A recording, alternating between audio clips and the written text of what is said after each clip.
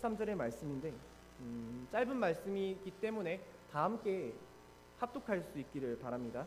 다 함께 합독하겠습니다. 11절부터 함께 읽겠습니다. 내가 궁핍해서 이렇게 말하는 것이 아닙니다. 나는 어떤 처지에서도 스스로 만족하는 법을 배웠습니다. 나는 비천하게 살 줄도 알고 풍족하게 살 줄도 압니다. 배부르거나 굶주리거나 풍족하거나 궁핍하거나 그 어떤 경우에도 적응할 수 있는 비결을 배웠습니다. 나에게 능력을 주시는 분 안에서 나는 모든 것을 할 수 있습니다. 아멘. 제가 최근에 우리 아이들과 함께 후회 없는 삶 공부라는 삶 공부를 함께 만들었습니다. 그래서 함께 교제를 하고 있습니다. 여기도 지금 후회 없는 삶 공부를 수강하고 있는 학생들이 좀 많이 이렇게 오게 됐는데요. 어떤 친구는 연예인인가요? 누군지도 모를 만큼 꽁꽁 싸매고 온 친구도 있네요. 제가 아는 그 친구 맞죠? 다른 사람 착각하는데 제가 그 친구로 생각해서 얘기하는 거 알죠? 엄마 옆에 앉은 거 맞죠? 네, 알겠습니다. 제가 이 상공부를 진행하면서요, 첫 번째 강의로 제가 어떤 이야기를 했냐면, 얘들아, 우리가 후회 없는 삶을 살기 위해서는 가장 중요한 것이 인생의 목적을 분명하게 잡는 것이다 라는 얘기를 해줬습니다. 얘들아, 인생의 목적을 분명하게 해야 해. 그게 가장 중요하고 그것을 잡아야지만 우리가 후회 없는 삶을 살 수가 있을 거야. 그래서 아이들과 진지한 마음으로 첫 시간에 우리 인생의 목적을 한번 적어보자고 이야기를 하고요, 적는 시간을 가졌습니다. 사실 대부분의 학생들이 적어놓은 인생의 목적들을 쭉 보니까요, 여러분, 거의 어떤 내용으로 모여지게 되냐면, 이게 기결이 되냐면, 대부분이 난 행복한 사람이 될 겁니다 라는 그 단어로 혹은 그런 의미로 모여지게 된다는 것이죠. 각각 제각각의 그 표현 방법은 달랐던 것 같습니다, 학생들마다의. 그런데 결국에는 이 아이들의 가장 큰 소망은 행복한 인생을 살아가게 되는 것이었다는 말이에요. 그리고 이렇게 여러분 행복하게 살고 싶은 마음은 비단 우리 아이들뿐만이 아니라 여기 계신 모든 분들, 아니 이 세상에 존재하는 모든 사람들이 동일할 거라고 생각을 합니다. 사람은 누구나 다 행복을 위해서 살아간다는 거예요. 행복을 누리고 싶고 행복을 찾고 싶고 또 행복하고 싶어서 살아간다는 것이죠. 세상에 보면 수많은 사람들이 지금 이 시간에도 쉬질 않습니다. 모두가 다 각자 나름의 행복을 찾기 위해서 온갖 노력들을 쏟아내면서 살아간다는 것이죠. 그래서 어떤 사람들을 가만히 보면 여러분, 어떤 사람들은 행복은 바깥에 있는 것이라고 생각하는 사람들이 있는 것 같아요. 행복은 바깥에 있는 것이다. 외부의 무언가에 들어가져 있는 것이다. 그래서 예를 들어서 이런 사람들은 어떤 사람들이냐면요, 행복이란 맛있는 걸 먹는 것에 있다라고 생각을 하는 사람들이 이런 부류의 사람들입니다. 그래서 이런 사람들은 누구보다 식도락 즐기는 걸 중요하게 생각하고요, 어떤 맛집에서 웨이팅을 2시간씩 하더라도 난 이 맛있는 음식을 꼭 먹어야겠어. 이 맛있는 음식 속에 행복이 들어가져 있다고 생각하니까요, 그것은 먹음으로 난 행복해지고 싶어서 그런 시간적인 투자조차도 한다는 것이죠. 또 그런가 하면 여러분, 이런 부류의 사람, 행복은 바깥에 있는 것이다 라고 생각하는 사람들은요, 행복은 가령 여행을 다니는 것에 있다라고 생각을 하기도 합니다. 매주 주말마다 그래서 이런 사람들은 캠핑을 간다거나 돈이 조금만 모여도 다른 여행지로 여행 스케줄을 잡는 그런 사람들도 있어요. 제가 청년들과 요즘에 나눔을 많이 하는데 우리 청년들이 진짜 이렇게 여행을 많이 가더라고요. 행복은 여행에 있다고 생각하는 친구들이 많이 있는 것 같습니다. 그래서 돈을 또 못 모아요. 맨날 일을 하고 알바를 하는데 돈은 없다고. 회비를 안 냅니다. 너무 못됐죠, 그죠? 맨날 어디 놀러 갔다 오면서 돈 없다고. 통장에 200원 있다고 하더라고요. 또 뿐만 아니라 여러분, 행복은 내가 소유한 재산에 있다고 생각을 해서요, 어떻게든 더 많은 돈을 모으기 위해서 혹은 더 많은 명품을 가지기 위해서, 아니 더 좋은 차를 타기 위해서 열심히 돈을 모으며 살아가는 사람들도 있습니다. 그것들을 내가 소유했을 때 그 속에 있는 행복이 나의 것이 된다고 생각하기 때문일 거예요. 결국 여러분, 이런 분들은요, 보여지는 모습은 다 제각각일지 몰라요. 맛있는 걸 먹고 여행을 가고 좋은 차를 타고 다 다른 모습일지 모르지만 동일하게 한 가지 행복이 외부에 있는 무언가에 들어가져 있다, 바깥에 있다 라고 생각을 하는, 그래서 그 행복을 찾으러 다니는 사람들이라는 겁니다. 우린 어떤 사람인지 오늘 한번 생각해 보시기 바랍니다. 난 행복이 어디에 있다고 생각을 하고 살았을까? 난 어디서 행복을 찾고 있었지? 난 어디서 행복을 찾고 있었지? 또 두 번째로 여러분, 행복을 찾으러 다니는 사람들을 보면요, 행복이란 외부에 무언가 있는 것이 아니라 바로 나의 안에 들어가져 있는 것이라고 생각하는 사람들이 있습니다. 행복은 다른 곳에 찾는 게 아니라 내 속에 숨겨져 있는 걸 끄집어내야 한다. 행복은 내 안에 있다라고 생각을 한다는 거예요. 그래서 이런 분들은 어떻게든 자기 안에 있는 그 내면 속 행복이라는 것을 찾기 위해서요, 요가를 하고 명상을 한다거나 혹은 정말 어려운 자세를 취하고 그것을 인내하면서 내 속에 숨겨져 있는 행복을 끄집어내기 위해서 노력을 합니다.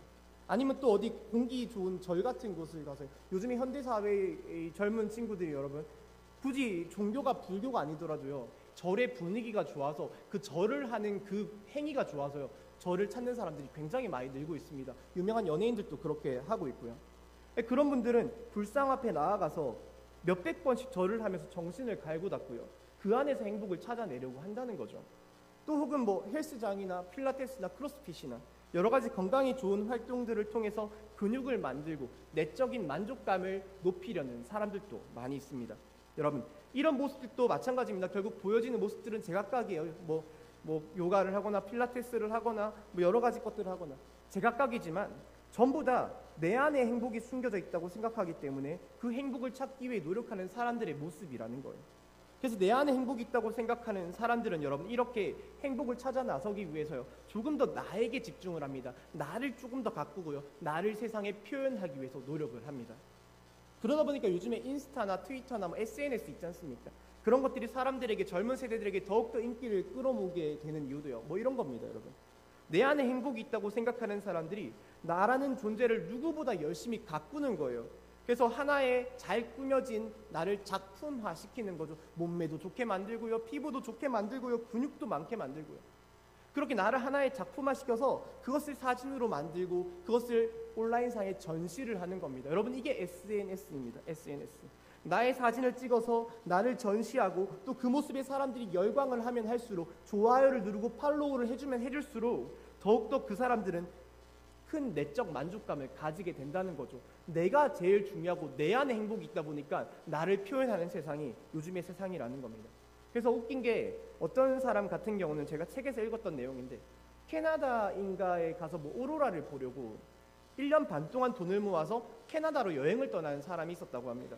근데 정말 운이 좋게도 이 사람이 밤하늘에 이 오로라가 펼쳐지는 그 광경을 보게 된 거예요.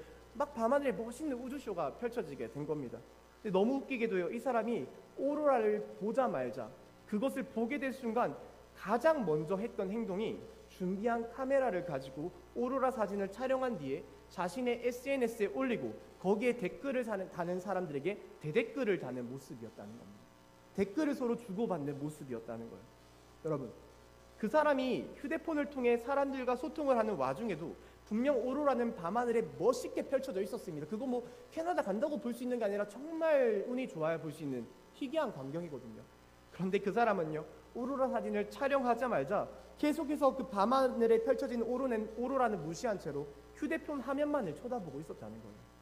그 사람에게 행복은 여행을 가서 보는 그 오로라 있는 게 아니라 오로라 사진에 댓글을 쓰고 자신을 칭찬하는 사람들의 환호성이 있었기 때문이라는 거죠. 이게 정말 어찌 보면 여러분 웃긴 일 아니겠습니까? 이 멋있는 광경 앞에서 휴대폰 화면을 보고 행복을 느끼는 게 우리들이라는 거예요. 제가 최근에 읽었던 책 중에 어떤 사람의 또 고백이 있었습니다. 이 사람은요, 정말로 큰 부자였어요. 저는 뭐 얼마나 부자인지 모르겠지만 자기가 엄청 부자였대요. 그래서 세상에서 누릴 수 있는 모든 것들을 다 누리면서 살았다는 거죠. 이 사람의 소원 또 행복해지는 거였습니다. 자기는 행복해지고 싶어서 모든 걸 다 소유하고요. 뭐까지 해봤냐면, 뭐 여러분 명품이나 좋은 차 이런 거는 뭐 기본 옵션으로 깔고 가는 겁니다. 이 사람에게는. 이 사람이 어떤 행동을 했냐면, 자신의 생일에 유명한 연예인들을 초청해서 파티를 열기까지 했대요. 그러니까 우리가 생각하는 그냥 부자가 아니라 정말 재력가인 사람이겠죠. 연예인들을 초청하려면 얼마를 줘야 하는지 사실 뭐 감도 안 잡히는. 여러분, 이분이 결국 누가 봐도 부러워할 만한 이런 인생을 사시다가요, 마음속에 문득 공허한 마음, 허무한 마음이 들면서 입 밖으로 꺼내게 된 고백이 바로 이 전도서 2장 11절의 말씀이라고 합니다. 이거 한번 다 같이 읽어보겠습니다. 우리가 재력가는 될 수 없지만 재력과 똑같은 고백은 할 수 있을 거라고 믿습니다. 함께 읽어보겠습니다. 그러나 내 손으로 성취한 모든 일과 이루려고 애쓴 나의 수고를 돌이켜보니 참으로 세상 모든 것이 헛되고 바람을 잡으려는 것과 같고 아무런 보람도 없는 것이었다. 여러분, 세상의 어딘가에 행복이 숨겨져 있다. 우리는 그것을 찾아야 한다. 그래서 막 맛집도 다니고요, 여행도 다니고요, 좋은 차도 사고 뭐 좋은 집도 가지고 우리는 그렇게 노력을 합니다. 행복해지려고요. 또 혹은 내 안에 어딘가에, 내 속에 어딘가에 행복이 숨겨져 있다. 그래서 우리는 그것을 끄집어내야 해. 그래서 요가도 하고요, 운동도 하고요, 꾸준한 자기관리를 하면서 SNS를 통해서 내적 만족감을 누리려고 또 노력을 합니다. 그러나 여러분, 제가 말씀드리고 싶은 것은요, 절대 행복은 그것들 속에 존재하지 않는다는 것입니다. 분명 그것들은 우리에게 잠깐의 행복감을 가져다 줄지는 모르겠지만요, 성경에서 말하는 진정한 행복, 성경에서 말하는 영원한 행복, 그건 결코 그런 것들 따위에게서는 발견되어질 수가 없는 것이라는 말이죠. 그리고 그것이 명확하게 밝혀지게 되는 순간이 바로 죽음의 순간입니다. 외부의 무언가에서, 바깥에서 혹은 내 안에서 행복을 찾아다녔던 모든 사람들은 죽음의 순간이 찾아왔을 때 이구동성으로 말하게 될 거예요. 내가 찾는 것 속에는 행복이 없었다고요. 모든 것이 헛되었다고요. 제가 한번 어떤 기사를 봤는데요, 우리나라는 사형 집행이 그 1997년도에 마지막으로 집행되어지고요, 더 이상은 이제 사형을 집행하지 않는 나라가 됐습니다. 근데 뭐 중국은 애들이 좀 세잖아요. 그러다 보니까 아직까지도 사형이 집행되어지고 있다고 해요. 그래서 그 기사가 어떤 기사였냐면, 중국의 사형수들을 대상으로 인터뷰를 하고요, 그들이 죽기 전날부터 사형이 집행되어지는 순간까지의 과정을 관찰하여 기록한 그런 기사였습니다. 사형수들을 관찰했던 관찰 일기라는 거예요. 근데 여러분, 중국에서는 사형수들이 죽기 전날에요, 그들에게 소원을 말하라고 한답니다. 소원을. 그리고 그 소원이 사형과 관련된 것이 아니면 살려주세요 이거 말고는요, 웬만해선 다 들어준대요. 그래서 평소에는 감옥에서 먹기 힘들었던 고급진 음식도 먹고 싶다고 하면 뭐 스테이크건 뭐건 다 가져다 주고요, 죽기 전날이니까 무제한으로 제공해 준다면 더 이상 달라고 안 할 때까지. 그리고 또 뭐 예쁜 옷이 입고 싶다고 하면 그것도 입혀준대요. 심지어 뭐까지 해주냐면요, 여러분, 매니큐어까지도 칠해준다고 합니다. 그 사형수 죽기 전날에 이 사람들에게요, 네일 케어까지 해준다는 거예요. 그게 소원이라면. 중국이 참 인자한 부분이 있는 것 같아요. 죽기 전날에 그들의 소원이 무엇이건 어느 정도 선에서는 다 들어준다는 거죠. 누리고 싶은 모든 것을 누리고 죽을 수 있게요. 근데 정말 안타깝고도 무서운 것은, 그렇게 모든 소원을 다 들어준 다음에, 더 이상 소원이 없을 만큼 들어준 다음에 정작 다음 날이 되고요, 이제 그들의 사형을 집행해야 하는 순간이 오면 대부분의 사형수들이 테텔레스타이 다 이루었도다, 마치 예수님이 죽으실 때 했던 것처럼 그렇게 죽는 것이 아니라는 겁니다. 여러분, 전부가요, 하나같이 정신적인 공황에 빠져서 눈물만 하염없이 흘리거나 극도로 벌벌 떠는 공포에 빠진 모습을 보여주게 된다는 거죠. 사랑하는 여러분, 저는 이런 사형수들의 모습이요, 훗날 우리들의 모습이 되지 않기를 간절히 소망합니다. 우리가 세상에서 모든 소원을 다 이룬 채로 자기의 자아를 실현하고 내적 만족감을 쌓아나가며 내가 원했던 모든 목표를 다 달성하고 인생을 살아간다고 해도, 여러분, 결국 나이가 들어서 죽음이 가까워져 올 때가 된다면 우린 누구보다 다 이 사형수들처럼 모든 소원을 다 이뤘음에도 두려움에 벌벌 떨고 정신공황에 눈물만 흘리는 어떤 한 명의 불쌍한 인간이 되어버릴지도 모른다는 겁니다. 맛있는 거 먹고 막 행복해지고요, 여행 다니고 행복해지고요, 돈 모아서 행복해지고요, 훌륭한 몸과 건강을 가져서 행복해지고요, 여러분, 그런 거 다 누리고 살아도요, 결국 우리는 죽음 앞에서 불쌍하고 불행한 사람이 될 뿐이라는 겁니다. 행복하다 그 끝은 불행이라는 것이죠. 여러분, 진정한 행복은 절대로 우리 외부의 무언가에 숨겨져 있는 것이 아닙니다. 그걸 우린 찾아 나서야 하는 게 아닙니다, 여러분. 그리고 내 안에 숨겨져 있어서 이것을 어떻게든 명상을 통해서 끄집어내고 정신수행을 통해서 발전시키고 뭐 자기 개발하고 이런 것도 아닙니다. 오늘 말씀을 쓰게 된 바울은 예수님을 믿겠다고 결심한 뒤로요, 정말로 수많은 어려움을 겪었던 사람이었습니다. 이 사람이 어떤 어려움을 당했는지 우리 한번 고린도후서 11장의 말씀 잠깐 보겠습니다. 조금 긴데요, 한번 쭉 같이 번갈아 가면서 교독했으면 좋겠어요. 왜냐하면 이 말씀을 읽어야지 바울이 얼마나 고생했는지가 느껴질 거예요. 저부터 한번 읽어보겠습니다. 11장 23절의 말씀이죠. 그들이 그리스도의 일꾼입니까? 내가 정신 나간 사람같이 말합니다마는 나는 더욱 그렇습니다. 나는 수고도 더 많이 하고 감옥살이도 더 많이 하고 매도 더 많이 맞고 여러 번 죽을 뻔하였습니다. 24절.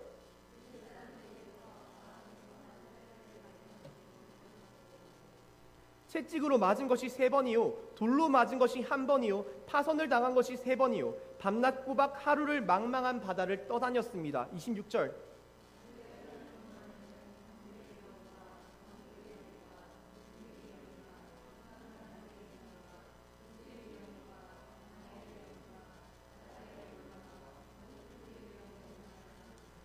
수고와 고역에 시달리고 여러 번 밤을 지새우고 줄이고 목마르고 여러 번 굶고 추위에 떨고 헐벗었습니다.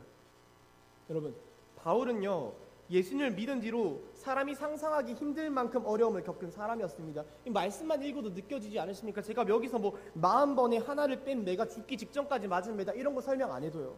그냥 우린 이 말씀만 봐도 바울이 진짜 고생했구나 느껴진다는 거예요. 심지어 오늘 본문의 말씀인 빌립보서를 썼던 당시에 바울은 감옥에 갇혀있던 상태였습니다. 옥중서신이에요. 감옥살이 하고 있던 상황이었다는 거예요. 빌립보서 쓸 때가. 근데 그런 상황 속에서 여러분 감옥에 갇혀서 바울이 뭐라고 말씀했는 줄 아십니까? 그게 바로 오늘 본문의 말씀입니다. 이거 함께 다시 한 번 더 합독해 보길 바랍니다. 읽겠습니다. 내가 궁핍해서 이렇게 말하는 것이 아닙니다. 나는 어떤 처지에서도 스스로 만족하는 법을 배웠습니다. 나는 비천하게 살 줄도 알고 풍족하게 살 줄도 압니다. 배부르거나 굶주리거나 풍족하거나 궁핍하거나 그 어떤 경우에도 적응할 수 있는 비결을 배웠습니다. 나에게 능력을 주시는 분 안에서 나는 모든 것을 할 수 있습니다. 여러분, 감옥에 갇힌 사람이요, 나는 만족하고 있다고 말을 하고 있다는 거예요. 11절의 말씀 잠깐 보시면 11절의 말씀에서 바울은 나는 어떤 처지에서도 스스로 만족하는 법을 배웠다고 말씀합니다. 나는 어떤 처지에서도 스스로 만족하는 법을 배웠습니다. 저는 우리가 바울이 배웠다던 바로 그 어떤 처지에서도 스스로 만족하는 법, 그 법을 배울 수 있기를 바랍니다. 그 법은 12절의 말씀, 배부르거나 굶주리거나 풍족하거나 궁핍하거나 그 어떤 경우에도 적응할 수 있는 일체의 비결입니다. 그리고 그 비결을 바울은 13절의 말씀 무엇이라고 말하고 있냐면요, 나에게 능력을 주시는 예수 그리스도 안에 거하는 것이라고 말씀하고 있습니다. 여러분, 나에게 능력을 주시는 분 안에서 나는 모든 것을 할 수 있습니다. 굉장히 유명한 말씀 아니겠습니까? 모두가 다 이 말씀을 사랑합니다. 왜냐하면 이 말씀은 마치 느껴지기에 난 예수님과 함께라면 뭐든지 할 수 있어요, 나에게 불가능은 없습니다 라는 말씀처럼 느껴지기 때문이에요. 난 예수님과 함께라면 그 힘겨운 사업도 성공할 수가 있습니다. 난 예수님과 함께라면 그 어려운 대학 입시도 성공할 수가 있습니다. 난 예수님과 함께라면 이 빈곤하던 무너지는 가정을 다시 일으켜서 자수성가할 수 있습니다. 여러분, 근데 이 말씀은요, 이 메시지는요, 절대로 그런 뜻이 아니라는 겁니다. 난 예수님과 함께라면 뭐든지 할 수 있어요, 나에게 불가능이란 없어요, 이런 말씀이 아니라는 거예요. 여러분, 나에게 능력을 주시는 분 안에서 나는 모든 것을 할 수가 있다는 말씀은요, 결국 나에게 능력을 주시는 분 안에 내가 거할 때, 예수 그리스도 안에 내가 거할 때 나는 어떤 상황이 내게 닥치더라도 만족할 수 있습니다 라는 뜻입니다. 모든 것을 할 수 있습니다가 아니라 나는 모든 것에 만족할 수가 있습니다 라는 말이라는 거예요. 감옥에 갇히건 파선을 3번을 당하건 매를 40번에 한 번 뺀 걸 5번 얻어맞건 나는 모든 상황에 만족할 수가 있습니다. 바꿔 말해서 나는 모든 상황에 행복할 수가 있습니다. 여러분, 우리가 예수님 안에 거할 때 우리는 외부의 무언가 속에서도 찾지 못했고 내 안에서도 결코 끄집어내지 못했던 그 진정한 행복이라는 것을 발견하고 누릴 수가 있게 될 겁니다. 그래서 우린 예수님 안에 거하셔야만 합니다. 내 시선을 올곧게도 예수님에게로만 향하게 만들어야 합니다. 그게 스스로 만족하는 법입니다. 어떤 처지에서도 만족하는 비결입니다. 여러분, 솔직히 행복하고 싶지 않으십니까? 행복해지고 싶으시잖아요, 그렇죠? 행복을 누리고 살고 싶어 합니다, 우린 누구나. 그래서 우리는 외부에 무언가의 행복이 있나 막 행복을 찾아 나서기도 하고요, 거기에 시선을 돌려요. 좋은 가방을 가지면 내가 행복할까? 좋은 집을, 좋은 차를 타면 내가 행복할까? 그렇다면 여러분, 우리가 그것에 진짜로 시선을 돌렸을 때요, 정말 행복해지셨습니까? 내가 그 외부에 있는 무언가에 내 시선을 돌렸을 때 여러분들에게 참된 행복이 주어졌나요? 혹시 더 불행해지지는 않았습니까? 난 그것을 가지지 못하기 때문에요. 한숨만 나오지 않으셨냐는 겁니다. 그리고 또 내 안에 행복이 있나? 우린 눈을 감고요, 내 안에 숨겨진 행복을 끄집어내보려고 명상을 하기도 합니다. 근데 진정한 행복은 그런 것들 속에 들어있는 것이 아니라는 거예요. 사랑하는 여러분, 진정한 행복은요, 우리가 예수님과 동행할 때 주어지게 되는 것입니다. 예수님과 함께할 때 세상의 무언가로 눈을 돌리고 욕심을 내고 또 그 욕심에 사로잡혀서 살아갈 때 행복은 우리에게 주어지는 것이 아니라요, 우리는 예수님을 바라볼 때 내 시선을 예수님에게로 집중시킬 때 우리에게 행복이 주어지게 된다는 거죠. 아낌없이 주는 나무란 동화책이 있습니다. 아낌없이 주는 나무. 진짜 기독교적인 동화책인 것 같아요. 안 보신 분들은 꼭 구입해서 보시길 바랍니다. 그 책을 보면요, 대부분 그 이야기의 내용을 아시겠지만 아낌없이 주는 나무 한 그루와 소년 한 사람이 그 이야기 속에 등장을 합니다. 그래서 소년이 어릴 때는 그 나무에 나뭇잎을 주워가지고 왕관을 만들어서 뭐 왕놀이도 하고요, 거기 뭐 줄을 걸어가지고 그네도 타고요. 굉장히 즐겁게 그 나무와 교제하고 놀았다는 거예요. 그때 소설에 보면 나무는 행복했습니다라고 적혀져 있습니다. 그 시절에 나무는 행복했습니다. 그리고 시간이 좀 흘러서 소년이 청년쯤의 나이가 됐을 때 소년은 이제 더 이상 나무와 놀지 않습니다. 뭐 나무와 즐기지도 않아, 교제하지도 않아요. 근데 나무에게 가서 그냥 대뜸 돈이 필요하다고 말합니다. 근데 장가를 가야 하는데 돈이 필요하다. 그래서 나무는 자기에게 열려있는 그 사과를 모두 따가지고 팔아다가 돈을 벌라고 말을 해요. 소년은 그 말을 듣고 나무에 달린 모든 사과를 다 따버리게 됩니다. 나무는 아무런 사과도 아무런 열매도 맺혀져 있지 않은 그냥 나무가 되었어요. 그리고 소설에는 또 이렇게 적혀져 있습니다. 그래서 나무는 행복했습니다. 그리고 소설을 보면 소년은 나이가 들면 들수록 나무에게 무리한 요구를 하게 됩니다. 하루는 집을 달라고 해요. 그래서 나무의 모든 나뭇가지를 베어가게 되고요. 그래서 나무는 이제 나뭇가지가 없는 앙상한 기둥만 남은, 줄기만 남은 볼품없는 나무가 되어버립니다. 또 하루는 멀리 떠날 배를 달라고 해요. 그래서 이제는 그 나무의 기둥마저 잘라가 버린다는 거죠. 배를 만들기 위해서. 그런데 여러분, 소설엔 항상 그때마다 적혀져 있기를 그래서 나무는 행복했습니다. 그래서 나무는 행복했습니다라고 적혀져 있다는 거예요. 다 뺏겼는데요. 그래도 나무는 행복했대요. 나무는 행복했습니다. 근데 여러분, 제가 이 책을 읽는데요, 문득 이런 생각이 하나 들었습니다. 아니, 나무는 이렇게 행복했는데 나무는 다 뺏겨도 행복했잖아요. 근데 왜 소설 속에서 소년이 행복했다는 말은 적혀져 있지 않는 걸까? 그렇지 않습니까? 나무는 다 뺏겼어요. 그래도 행복했습니다. 행복했습니다. 다 줬는데 행복했대요. 근데 소년은 나무에게서 모두 다 얻었습니다. 근데 행복했다는 말 한마디가 적혀져 있지 않다는 거예요. 그는 나무로 인해서요, 돈도 벌었어요. 장가도 갔고요, 집도 구했습니다. 배도 얻었어요. 심지어 나중에는요, 뭔가 앉아서 쉴 만한 그 의자 하나 달라고 해서 나무 그루터기까지도 나무에게 받아내게 됩니다. 달라고 하는 모든 걸 받은 사람이 소년이었어요. 근데 책에서는 그 어디 한 구절에도요, 소년이 행복했다는 말은 적혀져 있지 않다는 것이죠. 대려 소년은 나무 앞에 나타날 때마다요, 항상 근심 어린 표정으로, 걱정 잔뜩, 짜증 잔뜩 섞인 표정으로 나타나서 나무에게 돈을 달라고, 집을 달라고, 배를 달라고 요구하게 됩니다. 여러분, 제가 이런 이야기를 꺼내는 게요, 뭐 사랑하는 여러분, 아낌없이 베푸세요, 뭐 헌신하세요, 섬기세요, 그 끝에 행복이 있습니다, 주는 것이 행복입니다, 이런 말을 하고자 함이 아닙니다. 절대 그런 말씀을 드리고 싶어서 꺼내는 말이 아니에요. 저는 대려 이 이야기 속의 나무가요, 우리의 하나님처럼 느껴졌습니다. 그리고 이 이야기 속의 소년이 바로 우리들의 모습처럼 느껴졌다는 거예요. 여러분, 우리가 하나님 앞에서 얼마나 많은 소원을 이 소년이 나무에게 말하듯이 말하는지 모릅니다. 소년은 매번 나무에게 자신의 소원을 말합니다. 돈 줘, 집 줘, 배 줘, 시계도 해줘, 의자도 줘, 사과도 줘. 소년은 자신이 행복해지기 위해서요, 매번 나무에게 그러한 요구를 했다는 거예요. 그런데 소년은 결국 나무에게 그 모든 것을 받아냈음에도 결코 행복해질 수가 없었다는 것이죠. 되려 그는 매번 근심과 걱정, 새로운 짜증과 새로운 불안 속에서 시달리며 살아가게 됩니다. 여러분, 하나님이 우리의 기도를 들어주지 않으신 이유가 도대체 뭘까요? 그분은 우리가 누구보다 행복하길 바라실 텐데요, 우리를 누구보다 사랑하신다는데요, 왜 우리의 소원을 무조건적으로 들어주지 않으시고 때로는 거절도 하시고 무응답하시는 걸까요? 뭐 여러 가지 이유가 있겠죠. 근데 저는 그 이유 중에 하나가 우리가 요구하는 대부분의 것들 속에는 진정한 행복이 없다는 것을 하나님께서는 이미 알고 계시기 때문이라는 생각을 합니다. 우리가 요구하는 대부분의 것들 속에요, 진정한 행복이 없기 때문에 우리가 진정으로 행복하길 바라시는 하나님께서는 우리에게 그것을 주지 않으신다는 것이죠. 달라는 것 다 줬다가 이 이야기 속의 소년처럼 매번 우울한 표정으로 살아갈까 봐요. 매번 달라고만 하고 만족하지 못하는 아이로 살아갈까 봐요. 안 주신다는 겁니다. 여러분, 아까 제가 중국의 그 사형수에 대한 이야기를 잠깐 드렸습니다. 중국에서는 사형수들의 그 사형을 집행하기 전날에 그들의 소원이 무엇이든지 다 들어준다는 거예요. 그렇다면 여러분, 사실 사형수에게요, 진짜로 가장 큰 소원, 사형이 집행되기 전날 밤 꼭 이루어졌으면 좋겠을 가장 기쁜 소원은 무엇이 있을까요? 그들에게 진정한 행복은 무엇일까요? 맛있는 것을 먹는 것이요? 스테이크 주는 거요? 명품을 걸치는 거요? 좋은 집을 주는 거요? 아마 사형수들에게 가장 큰 행복은 그날 예정된 사형 집행이 취소되어지고 그들의 죄값을 용서받게 되는 일일 겁니다. 그렇지 않습니까? 그리고 여러분, 우리는 예수 그리스도 안에서요, 나의 모든 죄값을 이미 용서받은, 실은 과거에는 그들과 동일한 모습의 사형수들이었다는 겁니다. 여러분, 우리가 그 사형수들이었습니다.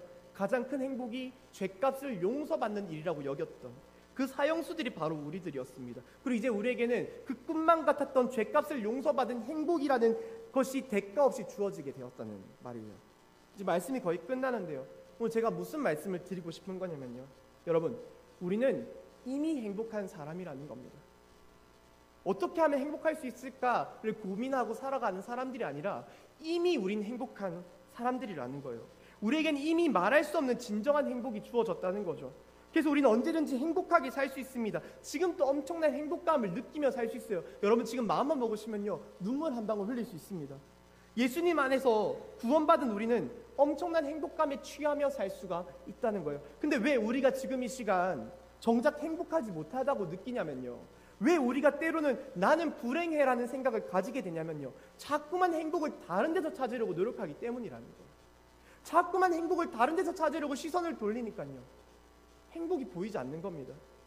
자꾸만 내 시선을 예수님에게를 향해야 하는데요, 그러지 않고 세상의 바깥에 있는 것들, 내가 돈이 더 많다면 행복해지지 않을까? 내가 더 좋은 집에 산다면 행복해지지 않을까? 내 자녀가 좋은 대학에 간다면 행복해지지 않을까? 우린 이미 행복한 사람인데 내가 행복한 사람이라는 것을 까먹을 만큼 우리의 시선을 바깥에 숨겨져 있는 그 저급한 행복 찾기에 사용하고 있는 것은 아니냐는 말입니다. 내가 예수를 바라볼 때요, 나에게 참된 행복이 주어지는데 자꾸만 내 시선을 다른 데로 돌려버리는 거예요. 사랑하는 여러분, 제가 정말 간절하게 드리고 싶은 말씀은요, 우리는 예수님 안에서 주어지는 행복에 자족하는 마음, 또한 스스로 만족하는 법을 터득해야만 한다는 것입니다. 여러분, 주님 안에서 산다는 것이 얼마나 행복한지, 기쁨을 주는지 다들 여기 있는 분들 공감하실 겁니다. 경험해 보셨을 겁니다. 근데 가끔씩 이럴 때가 있어요. 우리가 예수님 안에서 주어진 그 행복에 질릴 때가 있습니다. 열심히 기도해서 너무 행복하다가도요, 가끔 질려버려서 기도 때려치울 때가 있고요, 말씀 읽는 게 너무 행복하다가도 언제까지 말씀 읽을까, 가끔 TV에 눈을 돌리고 말씀 생활을 중단해버린 때가 있다는 겁니다. 뭐 성경 경시대 결단하다가도요, 어느 순간 그냥 그만두는 때가 있다는 거예요. 예수님 안에서 주어진 행복에 질려서요, 우리는 가끔 이렇게 다른 곳에 있는 행복을 찾아 나서려고 노력을 한다는 겁니다. 근데 이게 어떤 모습인 줄 아십니까, 여러분? 에덴 동산에서 행복하게 살던 사람이 조금 더 큰 행복, 조금 더 큰 욕심을 부려서요, 선악과를 따먹고 결국에는 그 어떤 행복도 잃어버리게 되는 일과도 마찬가지라는 거예요. 우리 에덴 동산에서 아담과 하와 맨날 선악과 따먹어보고 맨날 뭐라고 하잖아요. 걔네들 왜 그걸 따먹어서 우리가 지금 이 고생을 하는지. 여러분, 우리가 매일같이 반복하는 일이요, 선악과를 따먹는 일입니다. 주님이 주신 에덴 동산 속에 그 행복을 만족스럽지 느끼지 못하고 더 좋은 뭐 돈이 있으면 더 행복해지지 않을까? 뭐 더 넓은 집에 가면 행복해지지 않을까? 매번 우린 선악과를 따먹고 살아간다는 거죠. 여러분, 우린 주님이 내게 주신 에덴 동산 속에서 만족하며 살아야 할 줄 믿습니다. 우린 예수님 안에 살아가면서 그 안에서 무수히 많은 행복감을 만들어낼 수가 있습니다. 때로는 아낌없이 주는 나무처럼 누군가에게 내 것을 아낌없이 섬김으로, 베풀므로 행복할 수도 있고요, 때로는 기도를 통해서 주님이 주신 평안을 누리고 행복할 수도 있습니다. 또한 때로는 말씀 묵상을 통해서 감동을 받으며 행복을 누릴 수도 있습니다. 우리는 예수님을 생각하고 예수님을 묵상하고 예수님을 떠올리는 것 하나만으로도요, 세상에서 가장 행복한 사람이 될 수가 있습니다. 여러분, 오늘 이 시간 난 어디서 행복을 찾고 있었는가를 한번 묵상해 보시길 바랍니다. 난 어디서 행복을 찾고 있었는가? 나는 지금 현재 예수님을 바라보지 못하고 세상의 어딘가에 있을 행복을, 그 저급한 행복을 찾고 다니지는 않았는가? 아니면 나를 돌보고 나를 가꾸는 일에만 급급해서 내가 헬스는 가더라도 수요 예배는 못 가고요, 내가 주일날 조깅은 하더라도 예배 주일 성수는 못 하고요, 그렇게 살고 있지는 않았는가?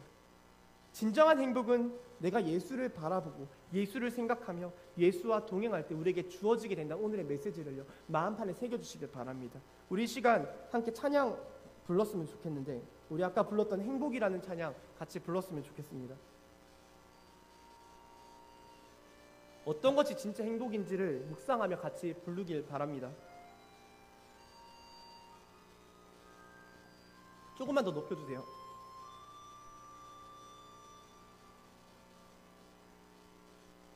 화려하지 않아도 정결하게 가진 것이 적어도 감사하며 사는 삶,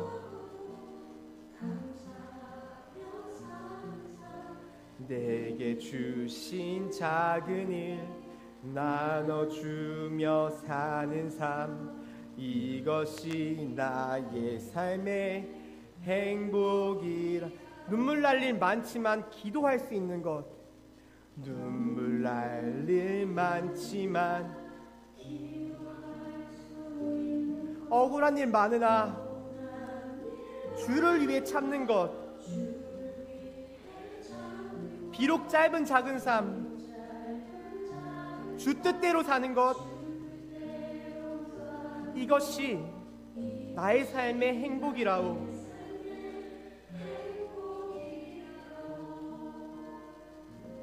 이것이 행복이라오. 세상은 알 수 없는 하나님 선물, 이것이 행복이라오. 하나님의 자녀로 살아가는 것, 이것이 행복이라오. 우리 다시 한 번 더 가사를 묵상하며 부르시겠습니다. 눈물 날 일 많지만 기도할 수 있는 것, 억울한 일 많으나 주를 위해 참는 것, 이 모든 가사들이 우리의 신앙의 고백이 될 수 있기를 간절히 소망합니다. 눈물 날 일 많지만 기도할 수 있는 것, 주를 위해 참는 것,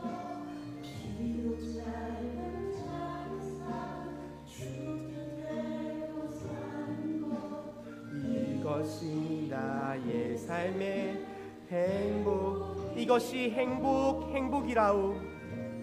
이것이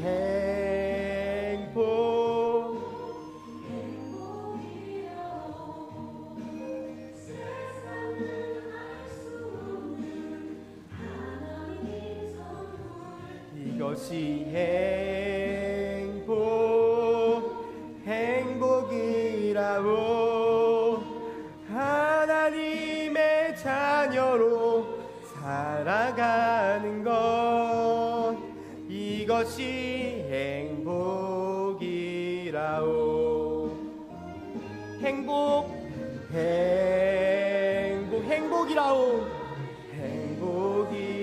세상은 알 수 없는 하나님의 선물,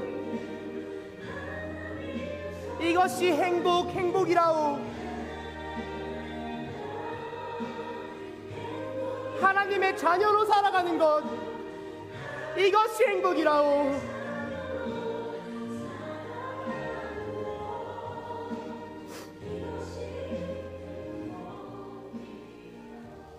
여러분, 행복은 결국 우리가 예수님 안에서 자족할 때, 스스로 만족할 때 얻어질 수 있는 것이라는 것을 기억하시길 바랍니다. 우리가 괜히 욕심 부린다고 세상에 있는 것 계속 쳐다봐도 그 선악과 따먹는 행복밖에 되지 않고요, 더 이상 우리가 불행해지는 방법밖에 되지 않습니다. 우리가 예수님 안에서 스스로 만족하는 법을 터득했을 때, 예수님만이 나의 행복입니다라고 고백했을 때 우리에겐 진정한 행복이 주어지게 될 겁니다. 이 시간 그러한 기도를 했으면 좋겠습니다. 우리가 기도할 때 주님, 내가 진짜 행복을 누리길 바랍니다. 세상이 주는 것들에 부린 욕심 이제는 내려놓고, 세상에게만 향해 있는 시선 이제는 내려놓고 주님 한 분만으로 만족하는 마음, 주님으로 자족하는 마음 가지게 해주세요. 나에게 진정한 행복을 주세요. 우리가 이러한 기도 제목 가지고 주님께 기도하길 바랍니다. 우리 주여 한번 부르짖음으로 간절한 마음으로 주님께 기도하겠습니다. 부르짖